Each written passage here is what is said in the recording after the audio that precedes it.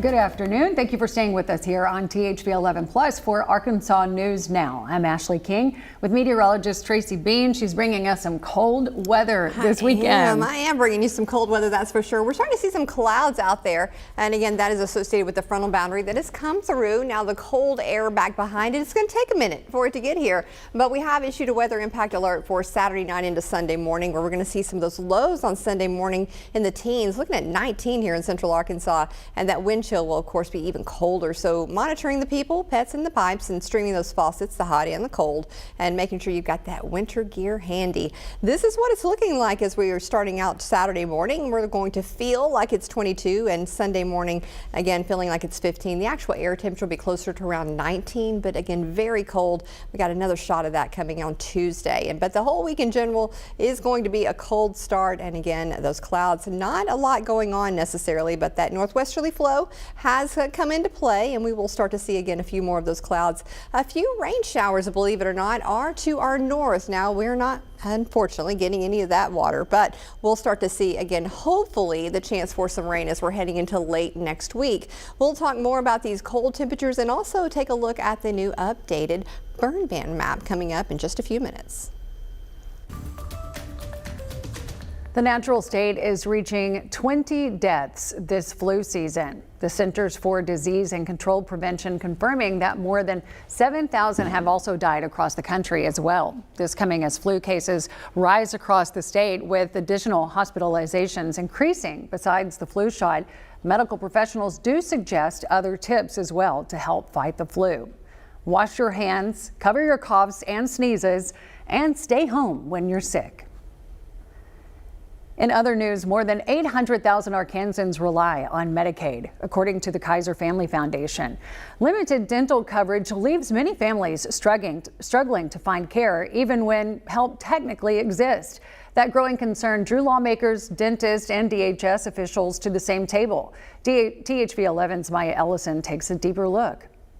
We've come to the legislature and look at this. Look at what we're having to do, simply because it's been 18 years since dentists have had a fee increase. Billy Tarpley, executive director of the Arkansas State Dental Association, testified Thursday. For more than an hour, legislators quizzed DHS and dental leaders on 4 laws passed last session. So it seems that, if I'm reading that right, the Dental Association and this law firm have a different opinion on what's actually happening here. All written to widen Medicaid dental care. We have indication from our federal partners that we will not be able to implement as passed. Act 1025 and Act 568 triggered the sharpest debate. Both aim to increase Medicaid dental payments, especially for children and adults with special needs. DHS says federal Medicaid officials flagged compliance issues, so the laws can't roll out as written. So they gave us 3 written options. The first one is to create a limit, an expanded limit for everyone that receives dental services. Those 3 options and a possible 4th fill a 6-page letter from the Centers for Medicare and Medicaid Services. And while the agency and DHS trade paper, dentists and patients wait. So it's hard to look at families that have waited years to get dental care for their children or family members that have special health care needs. Dentists like Dr. Ashley McMillan say low reimbursement rates already push many dentists to turn Medicaid patients away, especially those with special needs. All the places these families are calling, no, we don't take Medicaid, no, we don't take Medicaid. Who takes Medicaid? So you're having to reach out a lot of times on Facebook. You're coming before us. What is the ask? Yes, Senator Love. It's the overarching that there's 2 things that Act 1025 asks directs DHS to pursue. And so that's our ask, is to not accept this letter as true and continue oversight and ensuring that DHS pursues Act 1025 and these other acts that y'all have passed. We want the DHS to make the commitment to the legislature that they'll continue to come to Rules Committee and a report and provide an update. This isn't personal. This is policy, and we just got to make sure we pass good policy. In Little Rock, Maya Ellison, THV 11 News. The Minneapolis Fire Department is sharing an official report after the death of Renee Good. It shows that she sustained at least 3 gunshot wounds, along with a possible 4th in last week's ICE shooting. 2 were in her chest, 1 in her left forearm, and another in the left side of her head. In addition, first responders reached the scene 5 minutes after she was shot inside her SUV. They found her unresponsive with an irregular pulse. Paramedics tried to save her and rushed her to a local hospital where she was pronounced dead. Venezuelan opposition leader Maria Corina Machado spoke this morning following a historic meeting with President Trump at the White House. She gave her Nobel Peace Prize medal to the president yesterday, telling him that Venezuelan society is ready to move decisively toward a transition to democracy. Natalie Brandt has more. After her meeting here at the White House, Machado also spent time on Capitol Hill with a group of bipartisan lawmakers to deliver the message that she believes her country is ready to swiftly move towards a democratic transition. Venezuelan opposition leader Maria Corina Machado talked about her first face-to-face meeting with President Trump following the U.S. capture of former Venezuelan President Nicolas Maduro. He cares for the people of Venezuela. And he told me that yesterday. The White House released this photo showing Machado giving the president her Nobel Peace Prize medallion Thursday. The Nobel Committee notes the medal can be transferred, but not the title. Venezuela is going to be free, and that's going to be achieved with the support of the people of the United States and the president, Donald Trump. As the historic meeting unfolded, CBS News confirmed CIA Director John Ratcliffe traveled to Venezuela to meet with acting President Delcy Rodriguez and deliver a message that the U.S. looks forward to an improved working relationship. President Trump has praised Venezuela's interim government for cooperating with the U.S. and has questioned whether Machado has enough respect and support within her country to lead. Former U.S. Ambassador to Venezuela Charles Shapiro says recent polling in Venezuela proves she does. The most popular politician in Venezuela right now, according to the polls, is Maria Corina Machado. One of the least popular politicians in Venezuela right now is Delcy Rodriguez. Independently verified vote counts in Venezuela's 2024 presidential election showed that Machado's party won by a significant margin, even though Maduro claimed victory. The White House press secretary on Thursday said President Trump is still committed to seeing a transition to democracy in Venezuela and hopefully elections, but she did not give an updated timeline. Natalie Brand, CBS News, the White House. Meanwhile, the Department of Justice says it has more than 500 people reviewing millions of pages of Epstein files. The agency sharing this update yesterday, adding that substantial progress has been made. However, a new release date after the original of December 19th is unknown. The department is arguing that more time is needed to upload, review, redact, and publish the information. At this time, the DOJ has released only less than 13,000 documents. And more Arkansas kids are getting a head start on reading thanks to Dolly Parton's Imagination Library. A new partnership between UAMS and Entergy allows all children born at UAMS to receive a free book through the program. After parents enroll their kids, they receive 1 book a month until they're 5 years old. The state of Arkansas covers the cost of 50% of Imagination Library books for the entire state. Governor Sarah Huckabee Sanders says she hopes even more hospitals will participate. Nearly half of all kids 5 and under in Arkansas are enrolled in the program. That means that more than 100,000 kids have benefited from the program in the last year. And we're here to celebrate the partnerships that will help those numbers grow even larger. UAMS follows Baptist Health and CHI St. Vincent by participating in the Imagination Library. 2 Central Arkansas colleges are teaming up to give students a smoother path to finishing their degree. The new agreement between UALR and UACCB creates seamless transfer pathways for students studying middle childhood education or completing their registered nursing degree at UACCB. Instead of worrying about lost credits or delays, students can move directly into UALR programs and keep progressing towards graduation. And when you're sick, you might go for some soup, but now there's a return of something that could help provide a similar aid. We'll have more on this product from Progresso still ahead on THV 11. And it's a beautiful Friday out there. We've got a few clouds, but those winds have turned northwesterly. We're going to start to see some colder temperatures as we're heading into the weekend. Stay with us. We're going to talk about our weather impact alert right after this.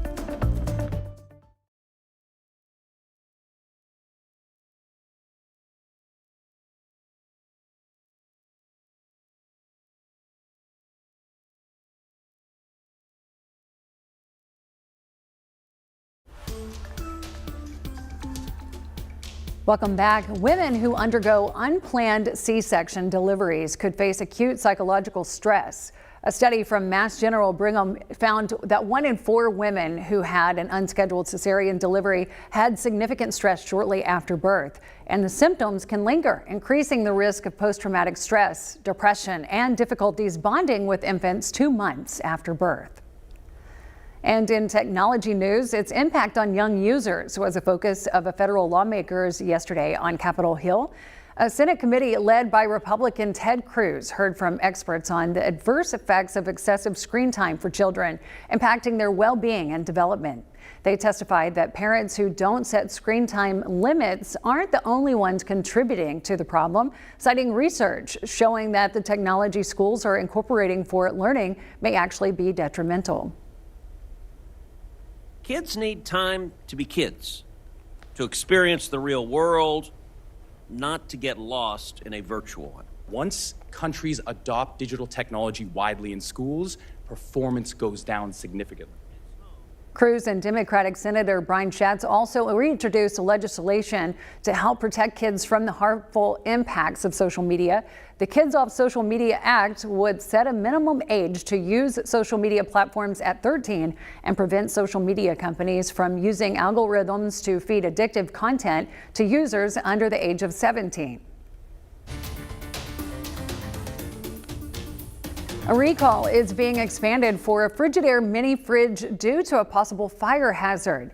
This would include the 6-can model EFM IS 121. It was sold at Target and their website from January 2020 through October 2023. Curtis International, the maker of the appliance, originally announced in July 2024 for at least $634,000, but added more than $300,000. According to U.S. Consumers Product Safety Commission, internal electrical components in the appliance can short circuit, causing the surrounding plastic to ignite and posing fire and burn hazards. Soup maker Progresso is returning its soup drops for the flu season. This hard candy has 3 flavors: chicken noodle, tomato basil, beef pot roast. Progresso soup drops went back on sale yesterday. These selections will be available for a limited time during National Soup Month and cost just $2.97. They were originally released for the first time last year, selling out quickly last January. And Verizon customers are expected to receive a $20 credit after this week's outage. The cell phone service provider making the announcement yesterday after Wednesday's disruption.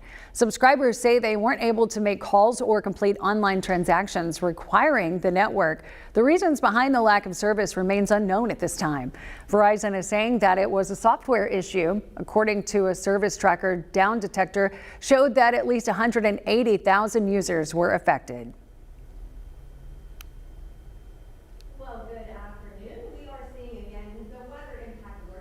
Into the weekend, we're going to see some very low temperatures as we are making our way into Sunday morning. So again, make sure you are bundling up. We're just giving you a heads up. We of course have seen temperatures that have been a little cooler, a little colder than this, but this is the first time it's going to drop this low this season. So then again, just a quick reminder to monitor the people, pets, and pipes. There we go. And stream faucets. Again, the cold and the hot, and layer up all the gloves, all the winter coats as we're heading into the weekend. Now that cold air is going to continue. The lows on Sunday morning, though, 19 degrees in Central Arkansas. We're expecting anywhere around 11 in Clinton. You can see 12 there in Harrison. The warmest spot will be right around 22 degrees as we're heading into, again, that Sunday morning. Now, believe it or not, we actually have a little light shower going on in the northern sector of the state. There's a front coming through that secondary boundary that we've talked about, bringing in that cooler air. Now, the cold air, it's behind it. It's coming. But again, right now, we're just seeing that shift from a southerly flow wind to more of a northwesterly, and that's going to help again aid in bringing all that cold air to us. But right now there's some lucky folks getting a little drink of water there from Mother Nature, but we do need a big soaking rain ahead and very soon. As we're looking at our burn ban map again, I've added several counties on here, so check this again if you do have anything going on in your county. Maybe just a good idea to wait. We don't need anything necessarily with open flame at this moment. Winds are going to pick up again later today, and then we also could see that as we are heading into Saturday, and the dry conditions are not really going away, at least not for now. We are going to start to see maybe a little hint of maybe some rain as we're heading into late next week. I wanted to show you again these current observations, not necessarily some heavy wind, although we do have a few gusts here and there, but you can certainly see that more northerly flow, and all of that high pressure that was pulling things from the south is also pushing off to the east, and that is taking that with it, that warmer air, and bringing in that colder. So we will start to see some big differences, and we're already seeing it in the northern sector of the state, 40s, and then we've got 50s here and 60s to our south that will start to overtake before long. And again, we are going to start to see a cooler Saturday. It's going to be very windy, waking up tomorrow morning in the 30s, and again 42 only for a high with our weather impact alert on Sunday. Now the biggest threat will be that morning time. So again, it's going to warm up to around 44, but if you are out in the morning time, be extra careful and really making sure that you're safe in those overnight hours. Again, Saturday night into Sunday morning. Now I mentioned those rain chances. There are not a lot necessarily for central Arkansas here for now. Our friends to the north getting a little water, but we're going to start to see those rain chances increase as we're heading into next week. Now the timing on this will most likely change as we've been timing things out a little bit here, but not necessarily looking for a big downpour for the entire state, but we will start to see again a few areas get a little bit of relief, mainly southern Arkansas at this point, but keep in mind this is still about half a week away, so this will absolutely change as we're heading into the next few days, but this is what we can expect. Again, southern Arkansas getting maybe the most there, 1 inch or so. We'll cross our fingers and hope. 7-day forecast again continues to get colder as we're heading into the weekend. Weather impact alert. Make sure you are again streaming those faucets and watching out for the people and the pets, and that cold air will continue as we're beginning next week. All right, Tracy. Well, actor Michael Keaton is headed for the Ivy League, and Bridgerton returns for another season of romance.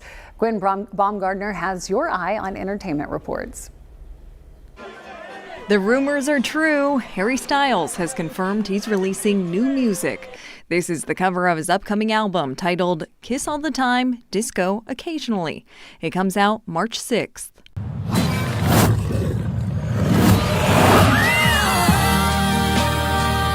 Presale tickets are now available as pop star Madison Beer unveils her newest hit and upcoming tour. The Locket Tour begins in Europe but heads to the U.S. in June. Actor Michael Keaton is being honored by Harvard. Keaton was named Man of the Year by the university's Hasty Pudding Theater Group, meant to honor those with lasting contributions to the entertainment world. Last year's winner was John Hamm. Dearest Gentle Reader, Lady Whistledown returns for Bridgerton Season 4. The Netflix hit mixes romance, history, and drama, and this season brings some new cast members. It's been like a dream come true. It's like a little Cinderella moment for me. It was a lot of pressure being the new lead couple, female lead in that sense, but everybody's been so supportive. The season will be released in 2 parts, beginning January 29th. That's your eye on entertainment. Gwen Baumgardner, CBS News. Well, from overtime thrillers to historic blowouts, the highlights have it all, and we got all the highlights next in sports.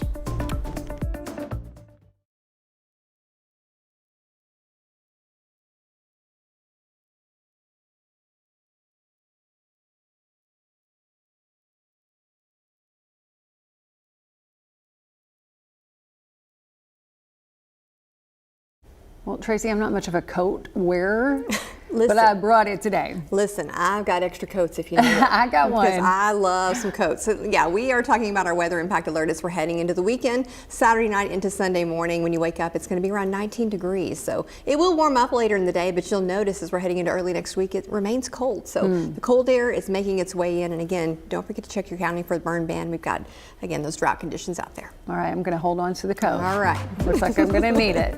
Thank you for watching. Keep it here on THV 11 Plus. We've got more great content on the way.